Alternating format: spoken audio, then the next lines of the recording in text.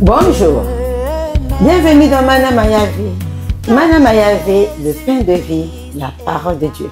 Mana Maya Vie, la nourriture spirituelle, le pain du ciel, parole de vie. Bien-aimés, je suis votre sœur, maman Judith.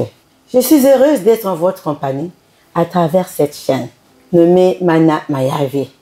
La parole de Dieu déclare, exhortez-vous les uns les autres. C'est le but de notre chaîne, mes bien-aimés, qui nous exhorter selon la parole de Dieu. Car la parole de Dieu, elle délivre. C'est une parole qui délivre. C'est une parole qui instruit, qui guérit. Mes bien-aimés, la parole de vie, la parole qui sauve.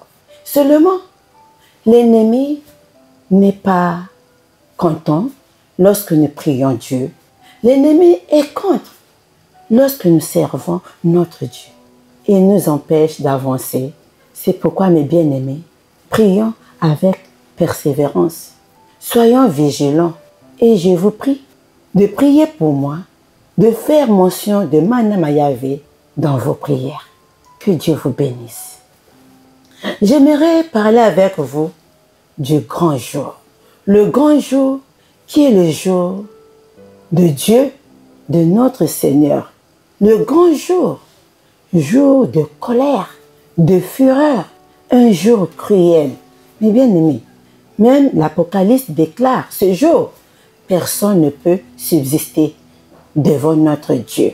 C'est pourquoi, mes bien-aimés, soyons vigilants et confions-nous en notre Dieu, car notre Dieu, il est notre Seigneur, notre Sauveur. Sans lui, nous ne pouvons rien faire. Nous voyons, mes bien-aimés, nous sommes déjà au 5e mois de l'année, le mois de mai. Le temps court et les jours passent vite. Nous devons nous poser la question, pourquoi le temps court si vite? Tout ce qui se passe sous le soleil, tout ce qui se passe dans la vie, mes bien-aimés, a un sens, a une raison. Nous courons lorsque nous sommes poursuivis par quelque chose. Nous courons parfois lorsqu'on est pressé. Nous courons pour une raison, mes bien-aimés. Et nous courons aussi parfois pour notre confort, pour notre bien-être, mes bien-aimés. Même les oiseaux dans la nature, mes bien-aimés, s'agitent lorsqu'ils ressentent un danger. Lorsqu'ils voient qu'il y a un séisme ou une catastrophe naturelle qui s'annonce. Mais bien aimés, il en est de même pour nous, pour le temps qui court vite. Ce sont des choses que nous devons savoir pourquoi le temps court vite. On entend parler par-ci, par-là des guerres, des tremblements de terre, le manque d'amour dans nos familles, des divisions, la méchanceté, mes bien-aimés, et bien d'autres choses, mes bien-aimés, qui annoncent le grand jour de notre Seigneur. Nous lisons dans Matthieu, le chapitre 24, le verset 7. Une nation s'élèvera contre une nation et un royaume contre un royaume.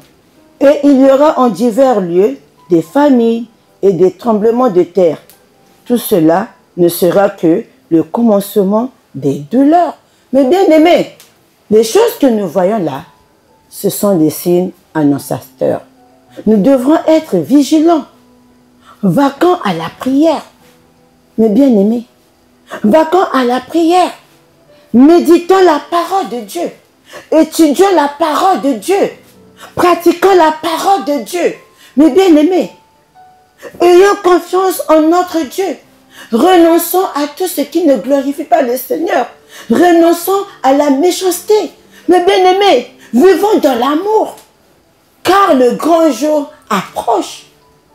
Un jour, mes bien-aimés, cruel, redoutable, mes bien-aimés, un jour de la colère de notre Dieu. Pour que nous puissions nous échapper de la colère de Dieu, mes bien-aimés, soyons fidèles à notre Dieu. Vivons dans l'amour de notre Dieu. Méditons la parole de Dieu. Parce que la parole de Dieu, c'est la vie. La parole de Dieu déclare dans Jean le chapitre 10, versets 27 à 28. Mes brebis entendent ma voix, Je les connais et elles me suivent.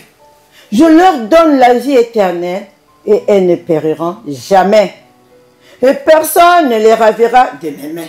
Mes bien-aimés, mes brebis, nous sommes les brebis de Dieu. Nous sommes ses enfants.